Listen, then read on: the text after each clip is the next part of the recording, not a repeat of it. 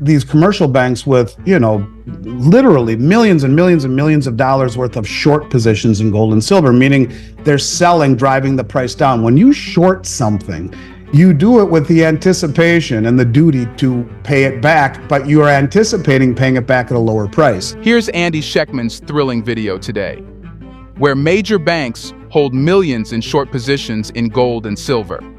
Picture this: a strategic dance where selling without ownership aims to drive prices down, all in anticipation of buying back at a discounted rate.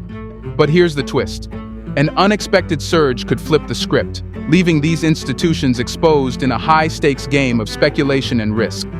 Andy Schectman unravels this thrilling market dynamic, where every move has its price and every gamble has its consequence. And when you look at the amount of central bank buying that we've seen this year, which is exceeding just about any time in history, you look at the central banks, they bought more gold over the last 2 years than any time in history, and that is continuing.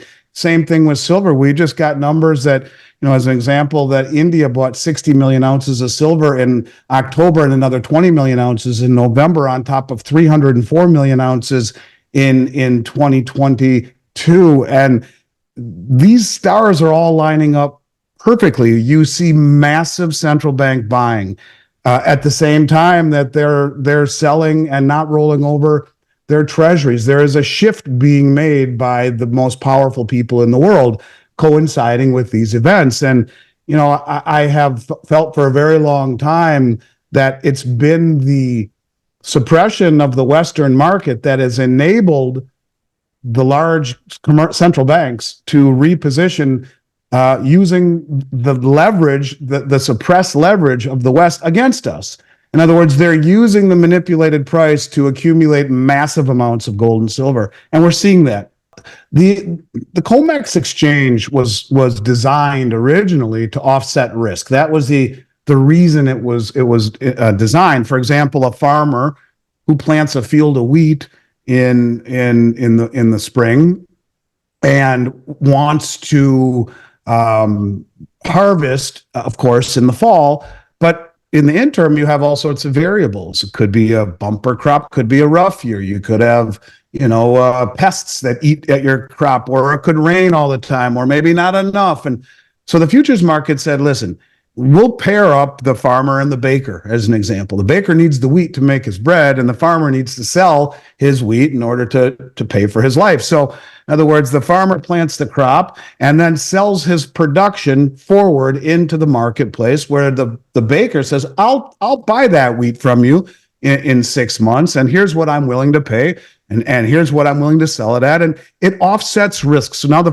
farmer doesn't have to worry about selling his crop at the end of the year. He has a price he's happy for, and the baker knows he doesn't have to worry about getting wheat at the end of in the fall, because he's happy he bought it at a price. Well, that was what it was designed for, and the way that we use it as a metals company, if I have 5,000 ounces of gold in my warehouse, I will sell 5,000 ounces on COMEX. I'll sell it short. Now, it's a covered short because I have the metal behind it. It's not a naked short where I'm a commercial bank with gazillions of dollars and just sell to create a perception of reality. We'll get to that. But what it basically is this. So I have 5,000 ounces in my warehouse. I sell 5,000 ounces on paper.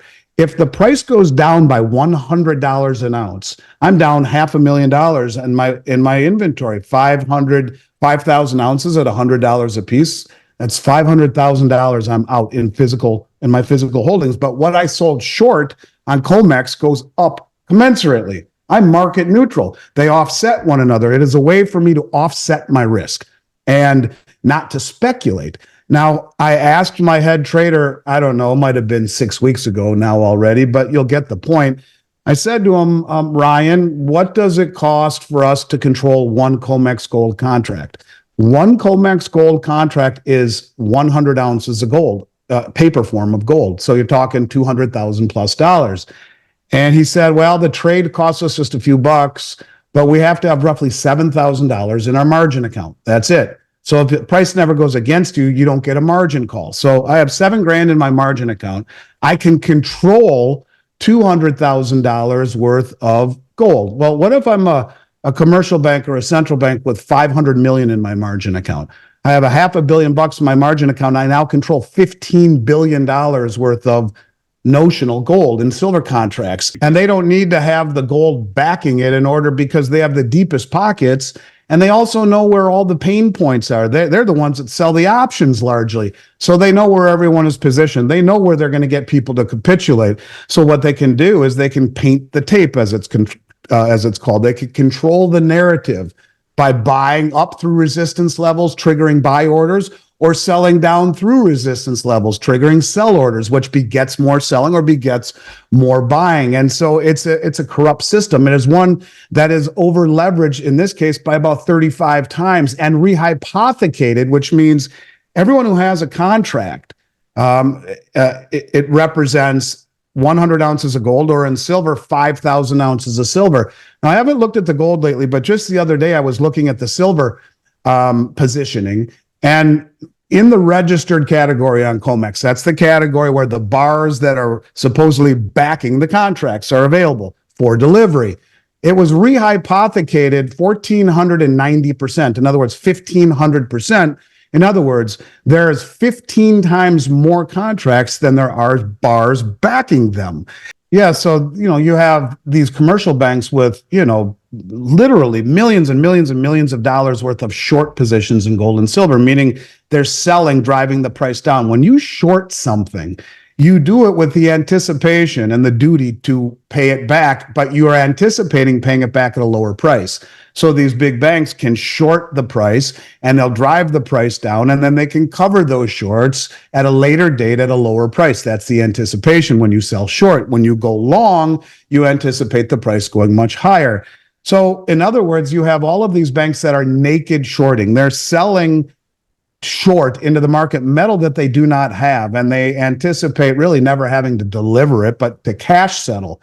Well, if all of a sudden the price starts to go much, much higher, you have to get this metal somehow in order to put it back into the system or cash settle it. But the point is that as the price goes higher and higher and higher and higher, it forces people into the market. Now, if you say, I want to stand for delivery, where are you going to get that metal when no one wants to sell it as the price is spiking? And you have to go outside the system to find it, or wherever you're going to find it, it's going to cost you an arm and a leg. It can bankrupt you like that. And that's actually what bankrupted Bear Stearns in 2008. And that was admitted by the former CFTC commissioner, Bart Chilton, who admitted it on a podcast with Chris Marcus and then died a few days later. Coincidence? Not sure, but it was the only time he ever admitted the whole story about JP Morgan and their role in taking over Bear Stearns' short position.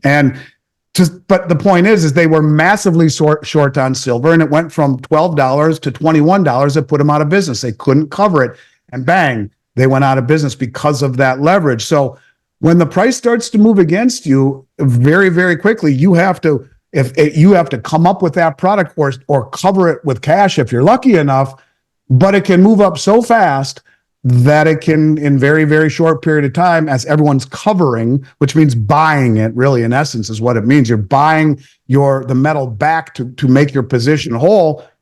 That act of buying and buying and buying and buying and buying on top of other people who are buying, it'll jack the price up so fast that those short positions get squeezed and very quickly can run out of money and out of business. Andy Schectman's exploration sheds light on the strategic maneuvers of major banks, where selling without possession aims to influence prices.